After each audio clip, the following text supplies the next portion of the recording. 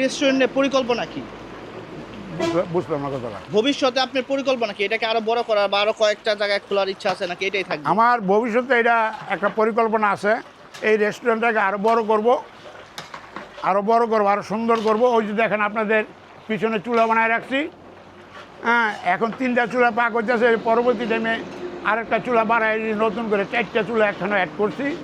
ওই জায়গায় আমাদের পাকঘর যাবে, কেন পার্কিংয়ের জায়গা আরও বড় হবে। হ্যাঁ, পরবর্তী টাইমে আমার চিন্তা ভাবনা আছে আরেকটা রেস্টুরেন্ট করা। রেস্টুরেন্ট আমি বেশি দূরে করব না, আমি আমার দোকানের বরাবর অপোজিটে আমি আরেকটা রেস্টুরেন্ট করব।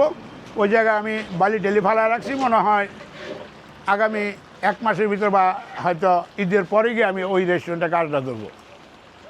বর্তমানে কি তাহলে আপনার কোনো ব্রাঞ্চ নাই? না না, আমার কোথাও কোনো ব্রাঞ্চ নাই, কোথাও কোনো শাখা নাই, শুধু এই একটাই আছে এই জায়গায়। দ্বিতীয়বার হয়তো ঈদের পরে আরেকটা কাজ ধরতে পারি রোডের অপোজিটে, আমার দোকানের বরাবরই অপোজিটে। আচ্ছা আঙ্কেল, আপনার এখানে যে মানুষ আসবে সহজভাবে একটু লোকেশনটা বলে দিন তো। আচ্ছা, সহজভাবে এই যে আমি লোকেশনটা বলে যাচ্ছি। যদি আপনারা বাইপাস থেকে আসেন তাহলে 4 থেকে 4.5 কিলোমিটার পূর্ব দিকে আসবেন, আইসা যাবেন এই রোডের সাথেই রেস্টুরেন্ট।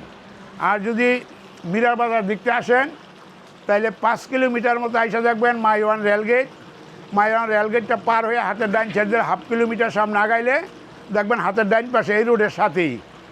আর যদি বোটবাজার হয়ে আসেন তাহলে বোটবাজার যা কোনো অটোওয়ালাকে বলবেন বলে আমি ময়রান বাইপাস যাবো।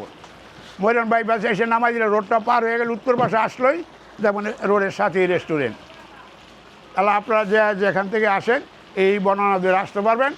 আর যদি চিনতে অসুবিধা হয় ইউটিউবে চার্জ দিয়ে দেখবেন নিউ বিসমিল্লা রেস্টুরেন্ট কালাবুনা, তখন আপনাকে পুরো ডিটেলটা দেখাই দিবে।